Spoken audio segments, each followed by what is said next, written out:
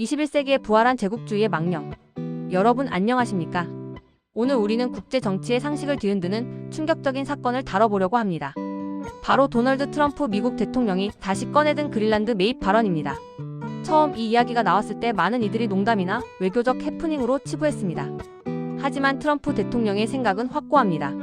그는 그린란드를 지켜야 하기 때문에 가져야 한다고 단언했습니다. 이 말 한마디는 단순히 땅을 사고 팔겠다는 비즈니스 제안이 아닙니다. 이것은 주권과 동맹, 국제 규범을 기초로 세워진 전후 세계 질서의 전제를 뿌리째 부정하는 발언입니다. 안보를 이유로 남의 나라 영토 소유를 정당화하는 논리, 이것은 우리가 역사 교과서에서나 보았던 19세기 제국주의의 문법 그 자체입니다. 오늘은 트럼프의 이 위험한 야욕이 왜 유럽을 공포에 떨게 하는지, 그리고 유럽은 어떤 강력한 반격 카드를 쥐고 있는지 낱낱이 파헤쳐 보겠습니다. 미국 영토 확장의 역사적 본능과 그린란드의 가치. 미국의 영토 확장은 사실 어제 오늘의 일이 아닙니다. 미국이라는 국가의 역사는 곧 확장의 역사라고 해도 과언이 아닙니다. 1803년 루이지애나 매입으로 영토를 2배로 넓혔고 플로리다, 텍사스, 알래스카, 그리고 하와이에 이르기까지 미국은 끊임없이 자신을 확장해 왔습니다.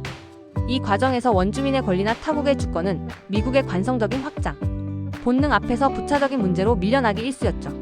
그렇다면 왜 하필 지금 그린란드일까요? 전문가들은 자원과 전략적 위치를 말합니다. 히토리를 포함한 막대한 광물 자원, 기후변화로 열리는 북극 항로, 그리고 러시아와 중국을 견제하기 위한 최전방 기지로서의 가치 등 이유는 차고 넘칩니다.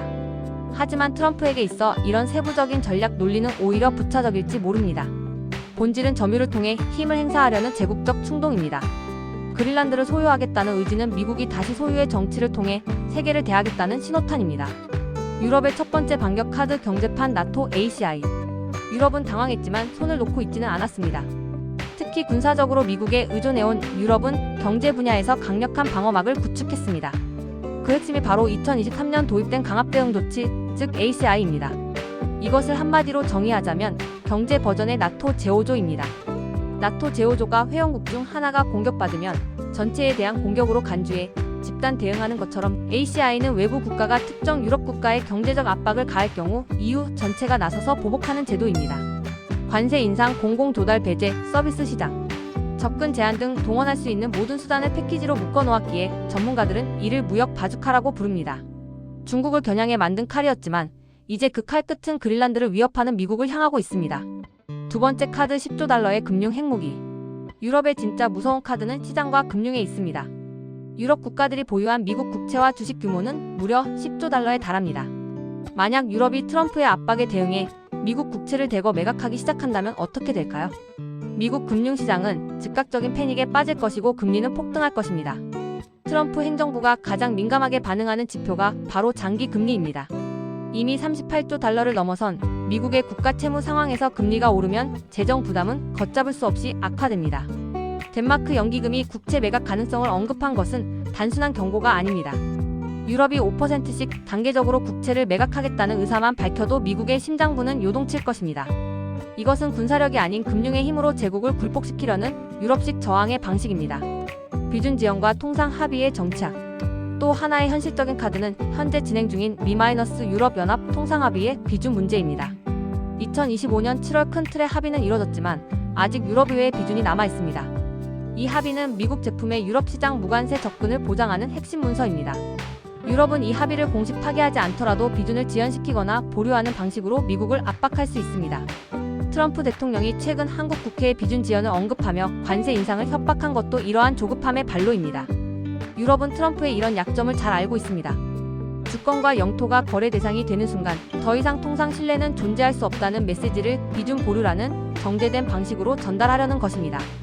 ACI와 금융카드의 위험성 양날의 검. 하지만 이 모든 카드들은 양날의 검입니다.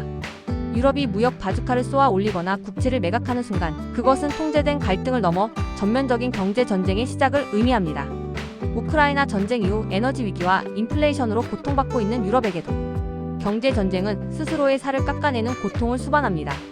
만약 대서양 양안 간의 갈등이 본격화되어 경제 전쟁이 터진다면 세계 경제 성장률은 약 0.4%포인트 하락할 것이라는 암울한 전망도 나오고 있습니다.